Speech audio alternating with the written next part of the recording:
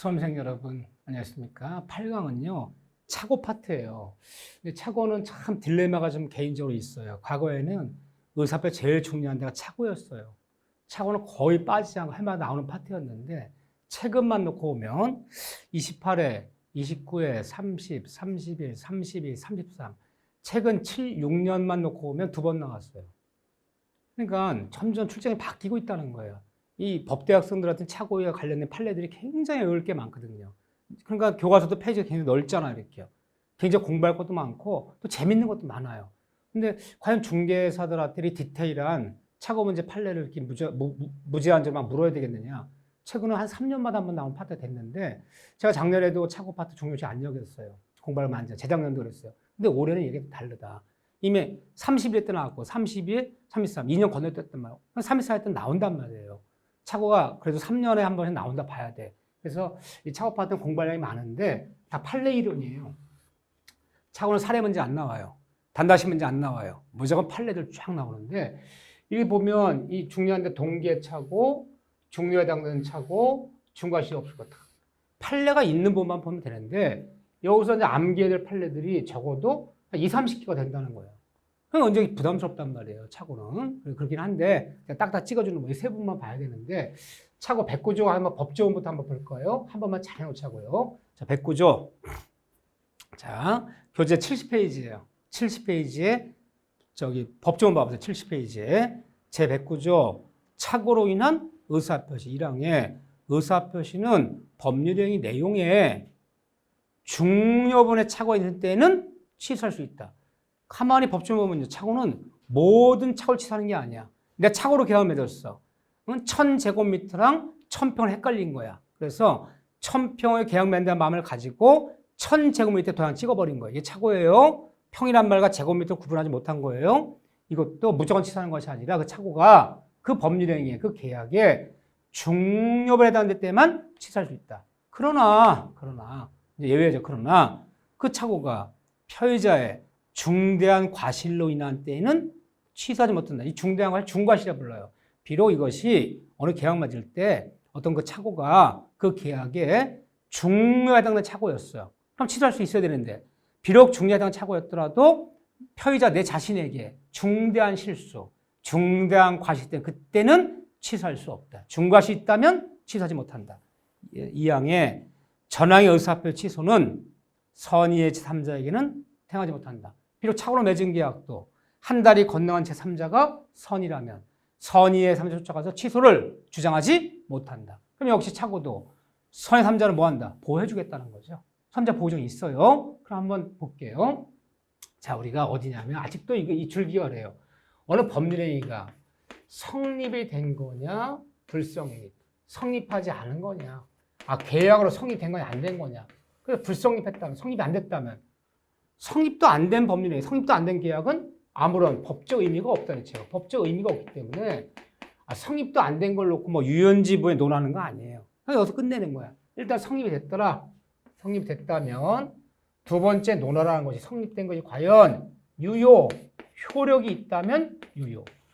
성립이 됐지만 효력이 없다면 무효. 무효. 일단 무효가 됐더라. 무효가 됐다면 무효를 취소한다는 말은 없어요. 끝나는 거야. 일단 유효하다면 후에 나중이라도 없었던 일로 취소가 가능한 거냐, 취소할 수 없는 거냐를 논하는 거예요. 이걸 논하는 거예요. 근데 우리가 배웠던 것 중에서 결함 있는 의사표시. 자, 내 마음속에 다시 한번 의사와 내가 입으로 얘기한 표시가 일치하지 않아요. 이 불일치를 뻔히 일치하지 않는 걸 뻔히 한번 공통점이 이거예요. 이거 일치하지 않는다는 거. 이걸 알면서 누구랑 짜는 것이 아니라 나 혼자 한 거니까 농담 거짓말 하는 거죠. 나 혼자 하면 비진이 표시, 양자 일치하자면 알면서 뻔히 알면서 혼자 하는 게 아니라 누구랑 짜고 하면 통정 허위표 부동산 가장매매. 내 마음과 내 표시가 일차점을 모르면서 했어요. 모르면서. 그 당시 모르는 거예요. 계약 쓸 당시 몰랐어요. 1000제곱미터를 1000평이라 생각한 거야, 내가. 그땐 전혀 몰랐어요. 집에 와서 봤더니 평이 아니라 1000평이 1000제곱미터인 거야. 나중에 깨닫는 거야. 계약 맺을 때는 전혀 모르는 거야. 내가 내 표시가 1차전은 본인이 모르면서 하는 거야. 모르면서 하면 이게 착오예요. 하나씩 달라지네요. 알면서, 양자 1차전 알면서, 나 혼자 하면 비진이. 알면서, 뻔히 알면서, 누가 짜고 하면 통정. 내가 내 표시 1차 모르면서 하면 착오. 하나씩 달라지는 거야. 그런데 법칙 효과 봐보세요. 물론 우리 사기강박 아직 안 봤어요. 사기강박. 자, 농담, 거짓말. 증여한다는 마음도 없이 입으로 증여하는 얘기한 비진입 표시도 107조 농담, 거짓말, 비진입 표시 원칙은 유효하다. 그러나 상대방이 악이 알거나 또는 유가실 때는 농담이 거짓말이면 알거나 알 수 있는 그때는 무효이다. 이게 무효됐더라도 한 달이 건너간 제3자가 몰랐던 선의의 3자일 때는 얘한테는 무효를 주장하지 못하기 때문에 얘 선의한테 보호받는다. 이게 비진 표시예요. 108조 통정 허위 표시 짜고 한 부동산 가장매. 통정 표시는 부동산 가장매매는 짠 당사자끼리는 무효. 비록 이게 무효됐지만 한 달이 건너간 3자 선이라면 선 3자한테는 대항하지 못하기 때문에 무효를 주장할 수 없다 보여줘. 그러면 비진입 표시와 통정 표시는 유효인지 무효인지 이 단어만 나와야 되는 거지. 취소 어쩌고 하면 틀리는 거예요. 자 보세요. 속여볼게요. 증여한다는 마음도 없이 입으로 증여한 얘기한 비진입 표시도 원칙은 유효하지만 상대방이 진심 아님을 농담이면 거짓말임을 알거나 그때는 취소할 수 있다. 틀린 거예요. 취소가 그때는 무효이다. 비진입 통정은 유효인지 무효인지라 단어만 나와야지 취소 어쩌면 틀리는 거예요. 자, 착오로 맺은 계약. 자, 109조예요. 착오로 맺은 계약도 일단은 뭐하다? 유효하다는 거예요. 무효는 없어요. 유효하니까 취소를 하는 거죠. 자, 처음에 속여볼게요. 중요부에 해당된 착오라면 이 계약은 무효로 한다. 일단 다 유효해요. 착오가 맺은 게 무효된 게 없어요. 유효한데 무효 아니에요. 다만 중요부에 해당된 착오라면 뭐 할 수 있다? 없었던 일로 취소할 수 있다. 다만 중요에 해당된 착오였더라도 착오 이렇게 그 본인한테 표의자 본인에게 중대한 과실, 중과실 그때는 취소할 수 없다. 또 취소할 수 있더라도 한 달이 건너간 선의의 제3자한테는 취소를 주장하지 못한다. 취소를 주장할 수 없다. 얘 보호해주겠다. 그러면 착오 문제를 풀 때는 취소할 수 있는지 없는지 이 말만 나와야지. 응? 무효 어쩌고저쩌고 틀리는 거잖아. 용어를 정해 써야 되는 거예요. 자, 아직 안 배웠지만 110조 남에게 시험은 어려운 건 나오는 거 아니에요. 남에게 사기나 강박당 의사표시 사기당한 계약 맺었어. 협박당한 계약 맺은 것도 일단은 유효해요. 사기 강박당 맺은 법률행위가 무효가 되는 게 없어요. 다만 취소할 수 있다. 사기 강박도 취소할 수 있다. 다만 선의 3자 때는 취소를 대항하지 못한다. 취소를 주장하지 못한다. 그러면 비진이, 통정, 착오, 사기강박 결함이 있다 부르는데 효과는 달라요. 비진 통정은 유효인지 무효인지 왔다 갔다 하는 거고 이 착오, 사기강박은 취소할 수 있는지 없는지 이걸 왔다 갔다 하는 거예요. 또 네 군데 모두 비진이, 통정, 착오, 사기강박은 모두 선의의 제3자를 보호하는 것은 공통점이에요. 모두 보호해준다. 선의 3자를 쫓아가서 무효를 주장하면 안 되고 취득 주장하면 안 된다. 따라서 예를 들어 선의 3자 보호구역이기 때문에 모두 선의 3자는 권리를 취득한다. 이게 공통점이에요. 이런 것들은. 자, 이제 차고 들어갈게요. 이렇게 좀 용어 같은 걸 보기가 쉽지가 않아요. 그렇지만 이런 걸 자꾸 연습하셔야 돼요. 속이면 여길 속이는 거다. 자, 착오는 취소할 수 있다. 그러면 착오로 맺은 계약도 일단 유효하지 무효는 아닌데 다만 착오는 취소할 때 이 규정은 임의 규정이에요. 이게 강의 규정이 아니에요. 원칙일 뿐이야. 따라서 착오 취소는 임의 규정이기 때문에 만약에 착오, 취소, 배제, 특약이 있었다면 이 특약은 유효하다 그러는 거예요. 참 특이해요. 무슨 말이냐면요. 계약 맺으면서 계약서에 비록 착오가 있었더라도 취소할 수 없기로 한다라는 특약이 있었다면 중요에 해당되는 착오여도 취소할 수 없어. 즉 특약으로 취소를 배제할 수 있다는 거예요. 이건 강의정이 아니라는 거예요. 착오, 취소, 배제 특약은 유효하다. 두 번째, 차고에서는 손해배상이란 말이 없어요. 꼭 기억하셔야 돼요. 판례에 따르면 이게 없다. 참 이게 우리 민법의 참 특이한 점이에요. 이게 내가 제곱미터란 말과 평을 헷갈려갖고 1000평을 1억에 매입한다는 마음을 가지고 1000제곱미터 도장을 찍었어. 평과 제곱미터 구분 못한 거예요. 집에 왔다 봤더니 1000평이 1000제곱미터네. 아이고, 나 중요한 차고가 있었습니다. 이거 취소합니다. 이 취소가 됨으로써 상대방이 뭔가 손해났어. 손실이 났다면 그 손해상이 없다는 거예요. 차고에서 뭐가 없다? 굉장히 특징적인 거야. 이 독일 민법이랑 달라요.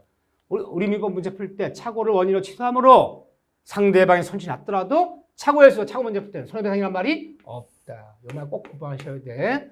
자, 세 번째. 내가 말씀 안 드렸지만 이 다음에 이제 볼 거예요. 구별개념이라는 게 있어요. 구별개념.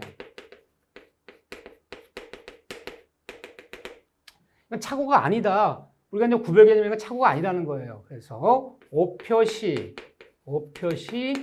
무해의 원칙 기억나시나요? 자연적에서 A 토지 매매한다 합의했으나 계약서 B 토지 잘못 표시하고 아파트 매매는 301호를 매매해놓고 등기는 103을 등기된 사건. 이 오표의 무현책에서는 차고 원인으로 취소한다는 용어가 성립하지 않아요. 차고 문제 발생치 않아요. 이 점은 다 설명드릴 거 문제 풀이할 때. 그 다음에 아직 안 배웠지만 계약법 가면 수문불합이라는 게 있어요. 수문불합이는 계약의 성립이 안 된 거예요. 성립도 안 된 계약을 취소한단 말은 있을 여지가 없는 거예요. 그래서 오표시 무효원칙 아직은 몰라요. 이건 한번 들었지만 수문불합에서는 절대 무슨 말씀 안 됩니다. 차고 원인으로 취소한다는 용어는 없다는 거. 기억해 두세요. 바로 들어갈 거예요. 이제 이런 거 참 처음에 어려운 게 참 많아요. 그렇지만 굉장히 자주 나오는 기출 지문들이에요. 자, 차고 중에는 여러 가지가 있어요.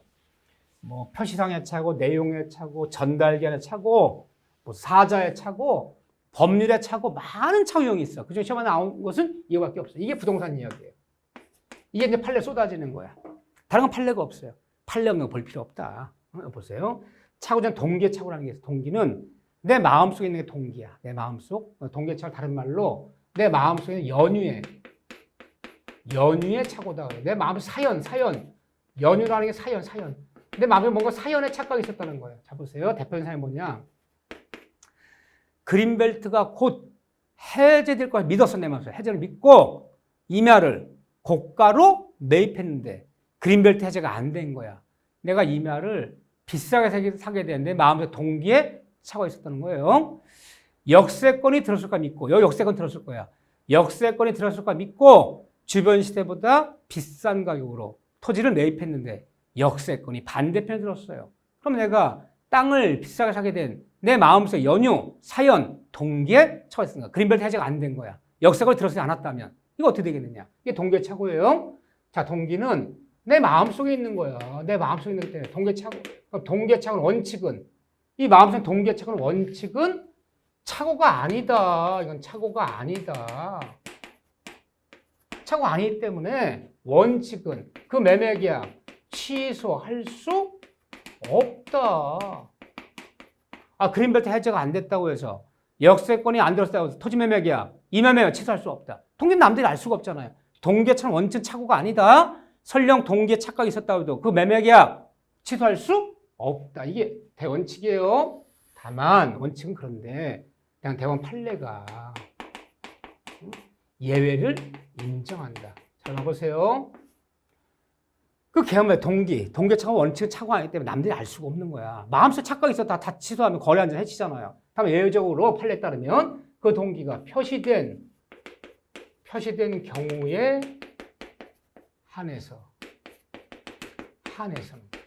한해서는 이 착오로 취급해서 이 표시된 동기가 그 계약에 중요에 해당되면 그때는 이 계약 없었던 일로 취소가 가능해요.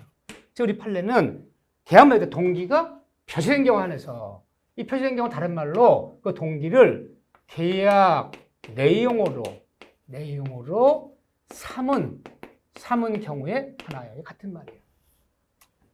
오로지 우리 판례는 동기의 착오는 오로지 표시설, 이 표시설에만 입각하고 있다라는 표현을 해요. 무슨 말인가 보세요. 잘 아는 공인중개사가 갑자기 전화가 왔어. 홍 사장, 이거 급매물이야. 너무너무 싼 거니까 잡으면 돈 돼. 곧 1년 내에 금액 해제된다는 거야. 지금은 이게 5억이지만 해제되는 거 3배 뛴다는 거야. 매도인도 알고 있대. 근데 왜 파냐? 돈이 워낙 급하대 지금. 지약 살 돈 없어서 지약을 못 먹는데 지금요. 워낙 급한 사정이래. 무조건 잡아야 된다는 거야. 근데 땅가 비싸요. 이 그린벨트에 묶여있는 땅인데 저 5억이 1000평 5억은 비싸단 말이야. 풀리면 뭐 15억 간다 그러지만. 그래서 내가 그랬어. 그러면 왜 땅을 사는지를 계약서 표시해달라. 2024년까지 2024년 말까지 그린벨트가 해제된 조건 하에 평당 얼마씩 5억에 사고 팔기로 하자. 내가 왜 땅을 사는지를 계약서 표시했잖아요. 계약서 삼았잖아요. 2024년까지 그린벨트 해제된 조건 하에 평당 얼마씩 5억이다. 내가 왜 땅을 사는지 표시했잖아요. 근데 2024년이 들어 그린벨트 해제가 안 되는 거야. 그렇다면 나 계약 취소한다. 된다 안 된다? 된다. 이게 표시된 경우에. 오로지 여기에만 입각하고 있어요. 이때만 취소할 수 있는 거야. 다만 시험 문제 뭐가 잘 나냐면요. 이거 조심하셔야 돼요. 그러니까 이걸 자꾸 했네. 이게 부동산 얘기고 이게 실무에서 있을 수 있는 얘기란 말이야. 응? 역세권에 들어선다고 땅을 비싼데 역세권에 들어서지 않았다. 중개사들이 그렇게 하고 다니지. 또 기획부동산 이런 애들이. 자, 또 하나는 상대방이 알거나 알 수 있었던 경우. 다른 말로 얘기하면 이거 상대방이 인식이라 불러요. 인식한 경우에도 취소할 수 있다. 이 경우에도 취소할 수 있다. 그럼 틀리는 거예요. 얼마나 많은 사람들이 눈물을 뿌렸는지 몰라. 이 단어에. 틀렸어요. 자, 보세요. 땅을 사면서 내가 왜 땅을 샀는지를 계약서에 표시하지 않아도, 계약하지 않아도 이미 알고 상대방이 이 사람이 그린벨트 해제된다고 믿었기 때문에 비싸게 사는 거지. 이 사람이 역세권에 들어선다고 믿기 때문에 비싸게 사는 거지를 내가 표시하지 않아도 상대방이 왜 땅을 사는지를 이미 알고 있어. 그 경우에도 취소할 수 있다면 틀려요. 즉 상대방이 알고 알 수 있는 인식한 경우는 요건이 아니야. 이건 요건이 아니야. 판례가. 오로지 표시된 경우 한해서. 오로지 계약 내용 삼은 경우 한해서. 이때만 취소하는 것이지. 그 동기를 표시하지 않아도 상대방이 알거나 알려진 경우에도 상대방이 인식한 경우에도 취소할 수 있다면 틀려요. 인식설은 택하고 있지 않아요. 요거 잘 보셔야 돼요. 오로지 하나요. 이 경우만 취소하는 거예요. 이런 경우 취소할 수 있는 거 아니에요. 이거 얼마나 많은 사람들이 속겠어요. 상당히 인식설은 택하고 있지 않다. 또 동기를 계약 내용 삼기만 되는 것이지 삼기로 하는 이거 이해 안 돼. 너무 유명해. 쌍방에 두 사람 매도 매수인 쌍방에 합의까지는 요하지 않는다. 합의까지 있어야 하면 틀려요. 그냥 왜 땅을 사는지를 계약 내용 삼기만 되는 거지. 삼기 쌍방 합의가 있어야 그럼 틀리는 지문이에요. 외우셔. 왜 이런 판례 나왔는지 일일이 다 설명할 수가 없어. 지금 시험용에서. 다 이유가 있는 거야. 합의까지 요하지 않는다. 세 번째가 더 중요해요. 저는 이것 때문에 이 시험 문제 낸다고 보는 거야.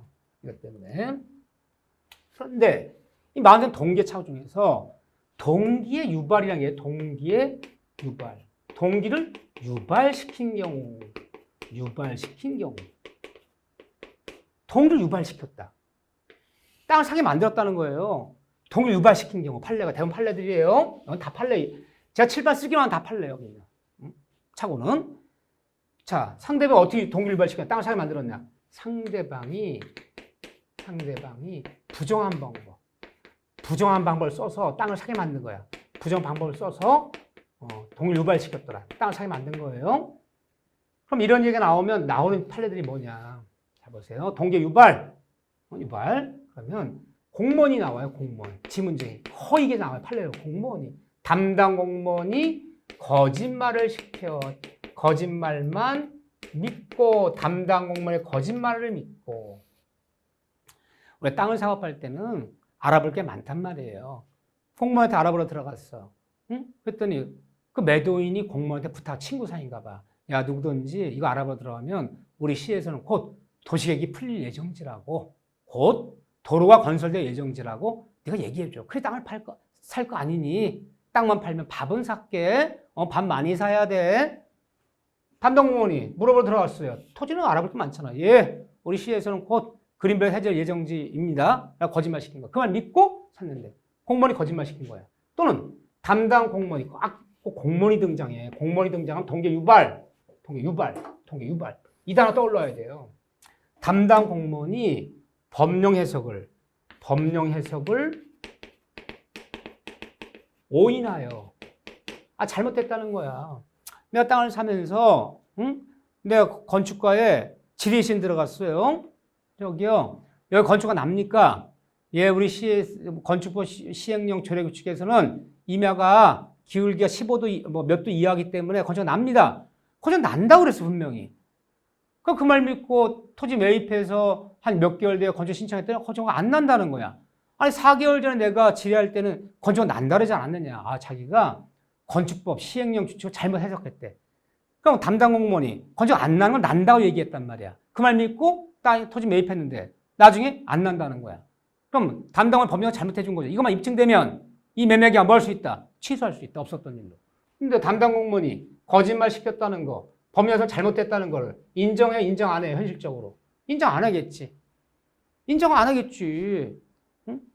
그러니까 관공서물 볼 때는 말로 하는 것은 내가 언제 그랬냐면 그만이야. 입증을 해야 될 거 아니에요. 서면으로 질의하세요. 서면으로 질의하면 서면으로 답변하게 돼 있어. 건축가 납니다. 갖고 있어, 서면.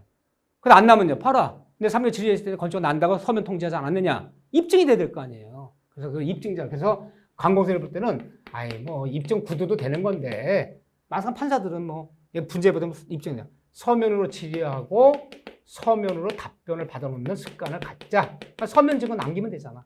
그럼 입증되면 무조건 뭐 할 수 있다? 취소할 수 있다. 또는 이 매도인이 이름 칠 때 일부러 매도인이 헛소문을 퍼뜨려서 꼭 이런 집이 나와요. 이게 기획부동산인가 봐. 응? 곧 온천 개발 중이라는 둥, 국민 관광 조성 중이라는 둥, 일부 제가 헛소문 퍼뜨린 거야. 땅 팔아먹으려고. 매도인이 일부러 헛소문 퍼뜨렸다는 것만 입증되면 이 매매계약 무조건. 자, 여기서 중요해요. 이 동 유발시킨 경우는 인간의 신의치기 위반이야, 이게. 세상 살아가는 인간의 도리 위반한 거야. 사람의 도리 위반한 건 신의치기 위반이라고 해. 신의치기 위반이 되기 때문에 이때는 왜 땅을 사는지를 표시되지 않은, 계약서 표시 안 했어요. 않은 동기의 착오도 무조건 내가 쓴 얘기야. 무조건 취소할 수 있다. 이것이 인간의 신의치기다. 그래서 포인트가 이거야. 동을 유발시킨 경우, 담당을 거짓말시키거나 매도인이 일으키죠. 기획부동산이에요. 이 헛소문 퍼뜨린 이것만 입증되면 왜 땅을 사는지를 계약서에 표시하는 동기의 착오도 무조건 취소할 수 있다. 이것이 인간의 신의치기다. 이게 굉장히 중요한 거야. 이게 이제 실무에 관련이 있잖아. 지금 이런 것들은. 이건 이론이 아니란 말이야. 하나 정리했어요. 다 찾아서 71쪽부터 찾아서 내가 쓴 얘기 어디 있는지 다 찾아서 다 현관팩 그시면 돼. 그래서 그것만 몇 번, 두 번, 세 번 보시면 되는 거예요. 이렇게 봐주시고. 그 다음에 중류해당 착오일 거. 73쪽이에요. 참 이거 어려운 얘기야. 착오는 모든 착오를 취소하는 게 아니야. 착오가 있었지만 그 착오가 그 법률행위에 중요에 해당될 때만 취소하는 거예요. 근데 문제는 착오가 있었어요. 착오가 있었지만 그 착오가 그 계약의 중요 부분에 해당될 때는 뭐 할 수 있다? 이게 취소가 가능해요. 그런데 그 착오가 있었지만 중요분이 아니야. 반대말로 뭔가 착오가 있었지만 중요분이 아닌 경미한 부분의 착오예요. 경미한 부분. 또는 사소한 부분에 해당되는 착오라면 이거는요. 착오가 있었더라도 그 계약을 취소할 수 없어요. 무조건 다 모든 착오를 취소하는 게 아니에요. 지금. 여기에 해당되는 착오만 취소하는 거야. 그럼 어떤 착오가 있었는데 이것이 계약에 중요해당되는 건지 중요분이 아닌지는 취소할 수 있는지 없는지 달린 거예요. 그런데 대법원 판례에 따르면 중요하다는 착오라는 건 누가 입증해야 되냐? 입증 책임이에요. 첫째. 분쟁이 붙으면 입증이 돼야 될 거 아니야. 법원에 가면 입증하세요. 항상 입증 책임진 사람 입증 못하면 지는 거야. 그 소송은. 자, 중요하다는 착오라는 입증 책임은 누가 지는 거냐? 그러면 취소 주장자가 스스로 입증한다는 얘기는 판사 마음이 움직일 만한 증거를 제시해야 되는 거야. 입증하는 게. 주장자가 주장자 누구예요? 다른 말로 차고 일으킨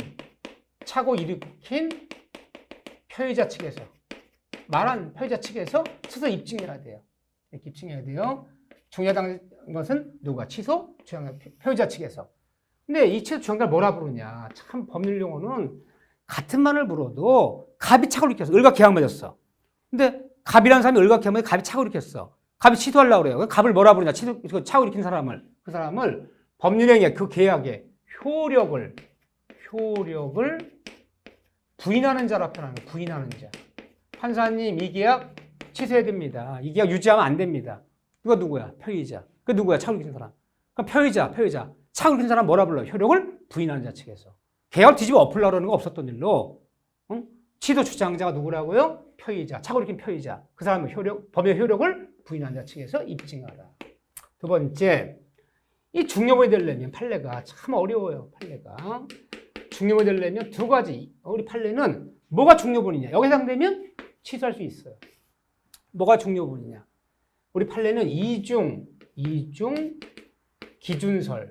기준설에 입각하고 있다.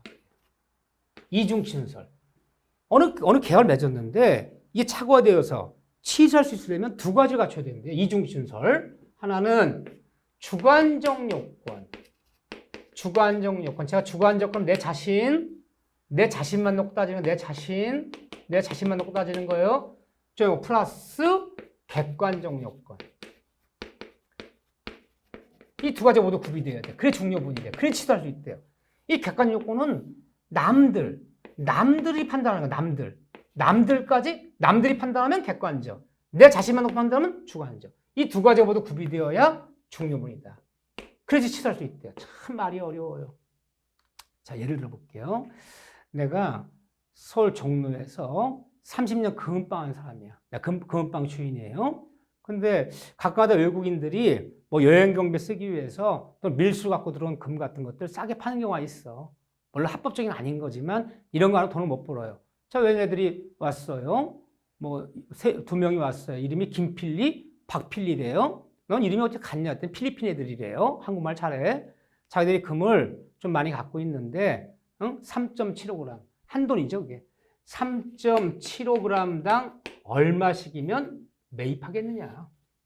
근데 나 금방 30년 한 사람이야. 금 도매 시세가 뭐 한돈에 3.75g에 예를 들면 한 뭐 18만 원쯤 한다 칩시다. 좋다. 내가 한돈에 18만 원 정도라면 내가 얼마든지 매입해 주겠다.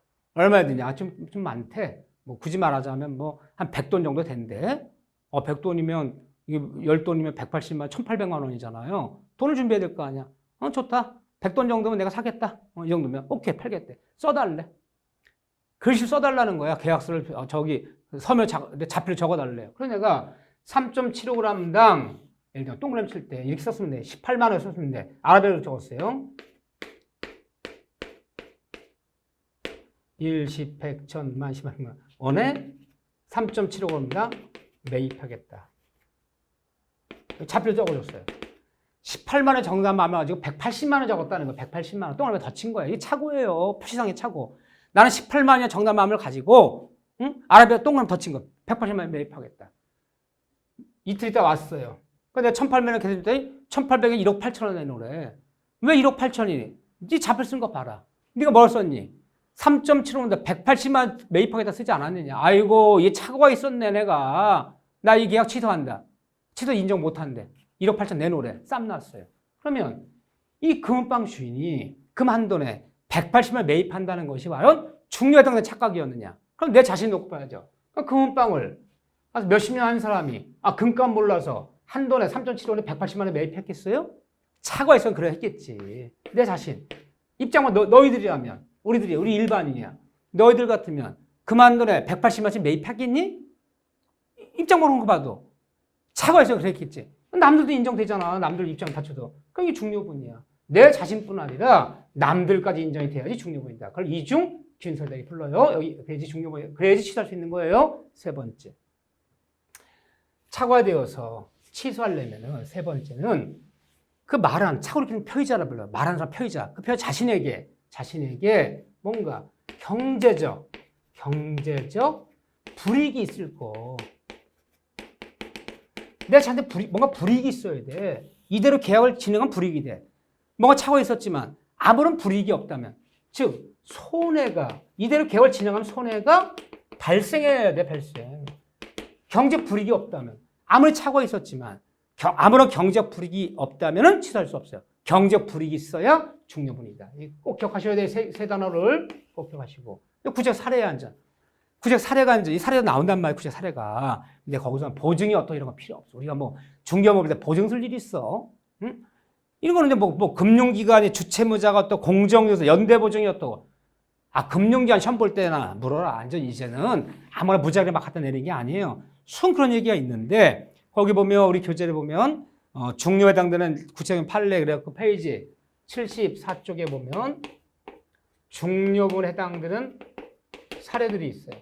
이런 경우는 취소할 수 있대요. 일반적으로. 그런 다음에 거기 보면 중요분에 해당되지 않는 거.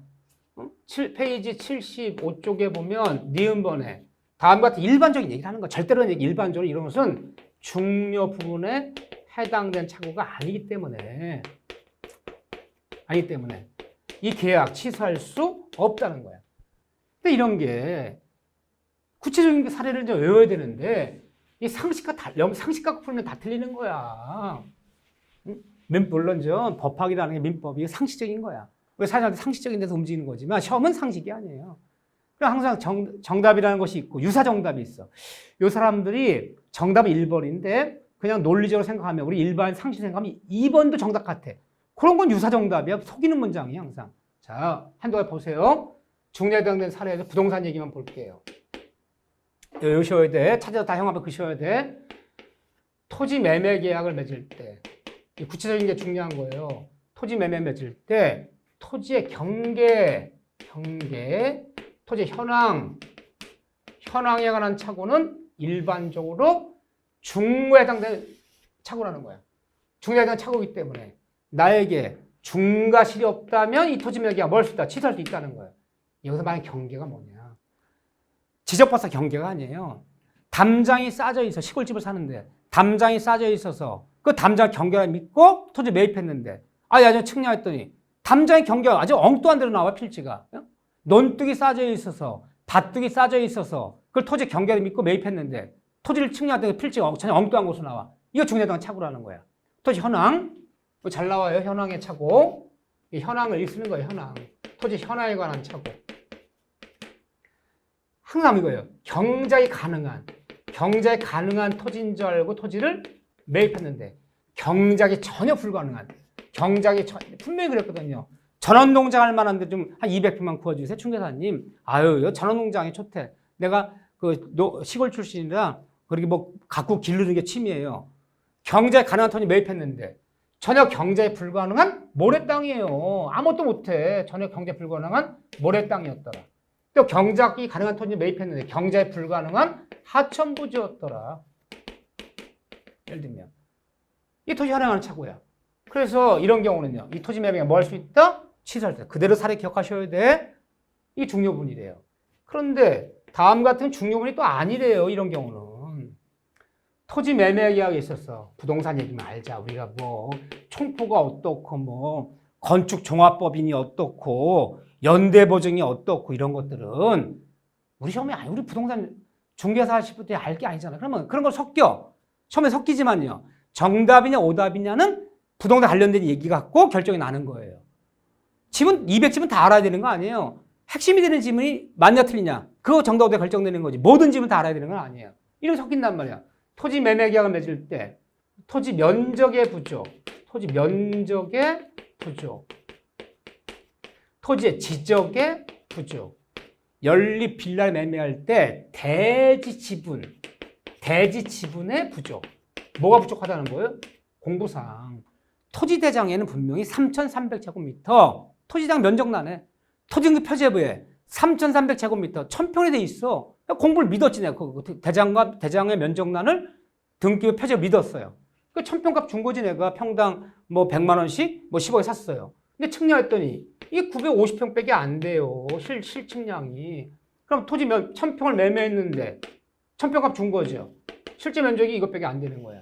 그럼 이 토지면 취소할 수 있겠냐? 없다는 거예요. 토지 매매 면적 지적의 부족은 부족한 만큼 대금 감액을 요구하든가 또는 이게 매도인의 담보채에 물어서 계약 목적 달성이 안 되면 계약을 해지하든가 이런 걸 할 수 있을지언정 차고 원인으로 취소할 수는 없다. 참 특이한 거예요. 이게 할 수 있을 것 같죠? 이건 된대, 이건 된대. 이건 돼요. 이거는. 근데 또 이건 안 된대. 이런 것은 이 다음에 매도인 담보책임이라든가 다른 거 물어야지. 차고 원인으로 취소하는 것은 아니다. 중요에 해당되는 차고가 될 수가 없다 그래요. 그리고 그 다음에 중요에 해당되지 않는 게 한쪽만 보세요. 둘 다 외우기 힘들면 한쪽만 외우세요. 객관식은 OX와 둘 중에 하나예요. 같이 섞어버릴 거 아니에요. 중요에 해당되지 않는 거. 이거. 또 하나는 우리가 참 특이해요. 소유권, 기속에 관한 차고는 일반적으로 중요분이 아니래요. 이게 무슨 말이냐 이게. 소유자가 누구냐를 잘못 알고 뭐 부동산 매매를 했어. 건물 임대를 맺었어요. 자 보세요. 나는 갑건 줄 알았어. 이 땅이 왜 갑이라는 사람이 수십 년 농사 져왔거든요. 텃밭이에요. 동네에 있는. 근데 올해 안 지인데. 근데 그 텃밭이 집에서 가깝기도 하고 물대기도 좋아요. 그래서 내가 등기 안 떼어보고 저기 나한테 이 토지가 500평 1년만 임대줘. 내가 돈을 따지면 100만 원 줄게. 씁시다. 임대 줄게. 임대가 썼는데 걔 땅이 아니고 걔 친구 땅이야. 친구 땅을 수십 년 경작만 한 거야. 소유자 아닌 사람은 임대계를 맺었어. 나 차고가 있었어. 임대계약 취소한다. 안 되는 거예요. 왜 안 되냐고요? 주면 될 거 아니야, 임대. 아니, 너 소유자도 아닌 사람이 무슨 임대를 주냐? 내가 땅 주인 설득해서 주면 될 거 아니야. 아무 문제도 아니지, 그러면. 못 주면 그때 가서 문제 삼아, 법적 문제. 그래서 매매는 중고기계가 한 대 있는데 갑건 줄 알고 이 중고기계 한 대를 1억에 사고 팔기로 하자. 응? 일주일 뒤에 기계 인도하고 대금 1억 주기로 하자.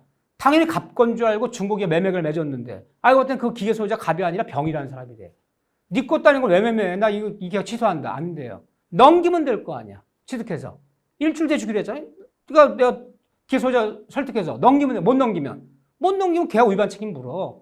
담보 책임 물어서 뭐 계약 해지하든가 손해 붙든가. 그래서 남의 것을 매매했다고 해서 남의 것을 임대를 맺었다고 해서 그지 그 계약에 중요한 차등은 차고가 될 수 없기 때문에 이게 중요에 해당되는 차고가 아니래요. 중요 부분에 해당되는 차고가 아니기 때문에 단순히 이거 원인으로 그 계약을 취소할 수는 없다는 거. 다른 법률 문제 물을지언정. 세 번째 봐보세요. 이 세 가지가 제일 중요한 거예요. 나머지 어쨌든 둘 중에 하나 요즘 이거 외우라했어요. 교재 찾아갖고요. 중요에 해당되는 차고가 아닌 것들 취소 못한다는 거예요. 요거 하나만 기억하자. 그렇지만 그 맥이 되는 건 이거예요. 세 번째 보세요. 부동산을 매매하면서 계약금으로 보통 수표를 받았어 내가. 보통 얼마 받아요? 총 매매된 10% 내외를 받잖아. 10억짜리 매매가 맺으면 1억을 받아서 수표로. 계약금으로 수표를 받았는데 내가 1억짜리 수표를 집에 두고 있을 필요 없어. 잔금 쓸 때가 한 달 남았는데 은행에 예금해라 갔더니 얘가 부도난 수표를 계약금을 치른 거야. 부도난 수표를.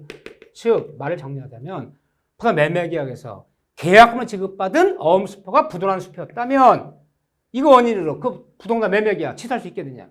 이것은 이 매매계약에 부동산 매매 중요에 해당하는 차고가 아니래요. 설사 이런 일이 있다고 해서 그 매매계약, 부동산 매매계약 취소할 수 있는 거 아니래요. 이상해 안 이상해요? 상점이 이상하지. 이게 어떻게 중요분이 안 될 수 있어요. 근데 이론적으로는 맞아요. 이 다음에 배우면 계약법 배우면 계약금 계약은 주된 계약에 매매 계약 같은 주된 딸려 있는 종된 계약이다. 종된 게 문제에 따라 주된 게 영향 미치는 거 아니에요. 그래서 비록 계약금을 지급받은 어음수 풀어놨더라도 그 계약 차고원인으로 취소할 수 있는 거 아니다. 이 상식을 어떻게 맞춥니까? 취소할 수 있는 거 아니에요. 이런 것들은 백발백중 걸려들게 돼 있어.